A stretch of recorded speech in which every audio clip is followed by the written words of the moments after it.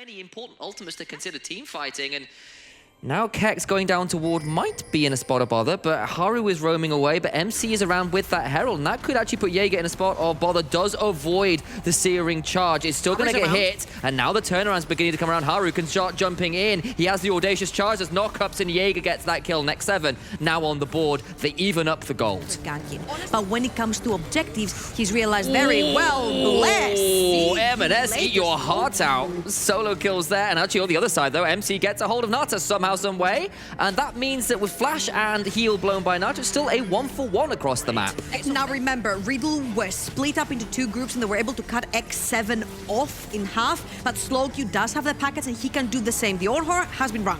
It's a call to war. Kex goes in but doesn't get the knockup, and now Jaeger's getting to be destructive in the backline as Tempt finds a Shadow Surge. He can find a reset. The package should try and turn around, but Slowq is alone. Nata so low burns down, but so is Slowq. He's dead. Is a 1-for-2 right now. Haru gets it as well. He might have been taking a little bit of a backseat in the early game, but he gets a double kill. He'll get another kill onto Tempt as well, and that is a world champion for you. He survives so much longer in the front line, and of course, Tempt. That's a lot of damage. There's Tempt over the wall. He can't really help. There's a heal from MC, but I don't think he can beat Jaeger at this point. Down that level, and yes, you're a bit tanky. That's a depth charge coming out. They might be trying to turn this around, but Tempt is going to be around. I'm not sure you want this, especially if you missed that. But here's the rest of Riddle, who've teleported in. It was a double teleport. Tempt now trying to get out, doing a lot of damage. They can't quite do it. Jaeger with no ultimate, going to do something, but Nata now excited to start running over everybody. Jaeger's here as well, and Riddle tried for the double teleport, instead being punished. Polymorph comes through, and Kasing claims the Forge Guard. He's just going to leave the base right now. Is he going to be there and ready to fight? The ultimate is very long range. Yeah, the problem is Riddle have burned so many ultimates to kill Tempt, and Tempt is back now, and the Mounted Soul's alive. Can MC secure the Dragon before Haru gets in? It will be a smite fight, and it's a steal by MC. Of course it is. He's the main character. It's in the initials, and now they need to see whether they can get out of here.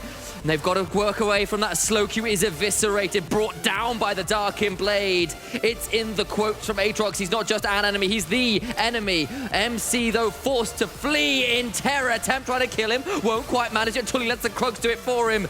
Jaeger on the other side brings down the rest of the team. He's the Titan in this one. Brutal stuff from the top laner. Now the problem is that X7 still have the Baron, so they're gonna make as much of it as possible, but that tier 2 has been haunting a lot of teams. Oh, Haru's going in. That's a Shadow Surge as well, and Jinx deletes nukes. We've already said the HP was too low, too little experience. It's a double kill. MC's dead as well. 2 down at the moment. We asked what can Riddle do? Not that. I was about to say, you do not push out of your base. You try to defend as hard as possible inside your base, but right now they're just about to lose their second inhibitor. You've lost 2 members, including one of your hard carries in the likes of Graves, and can you actually defend? Because there's 2 waves pushing in.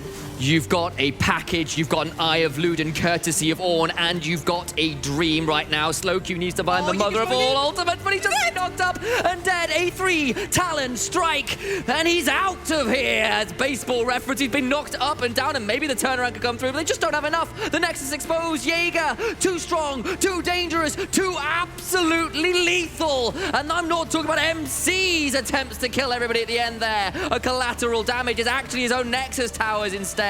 Tempt chunking out with the Mistral Bolts, and X7 just playing with their food around this fountain. They will surely be winning this game. Jaeger is godlike, ironic, taking down the Ornn. The Nexus is doomed. X7 moved to 9-1. It is Jaeger from X7, the top lane, the Titan. Hello. Hello. Okay, so you got another victory, but it was a messy one, wasn't it? Messy early game maybe, but MC did quite some strange stuff, unexpected stuff. I liked it actually. Like he was really unpredictable. Like usually junglers are really predictable, but we just didn't know where he was. I like the sentence that X7 is giving me a lot, which is, I was pushing boundaries. I was testing my limits. So you were testing your limits this time. Final question, Jaeger. X7 versus JDXL next week. Tell me your prediction, what is going to happen, and how are you going to win or lose? It's up to you, man. Predicting it is hard, but I think that drafts are bad, and like I don't know, like specific. Their like play style is also kind of weird. So I'm not gonna say who's gonna win, but I think it's not gonna be close. It's going to be a good game, nonetheless. It's going to be a good one, Okay. right? Yeah, of course. There you go, Jaeger. Thank you so much for the interview. Good luck for the next week. I'm really excited about that game. And congratulations on the victory today. Thank you. Thank you so much. Have a nice one.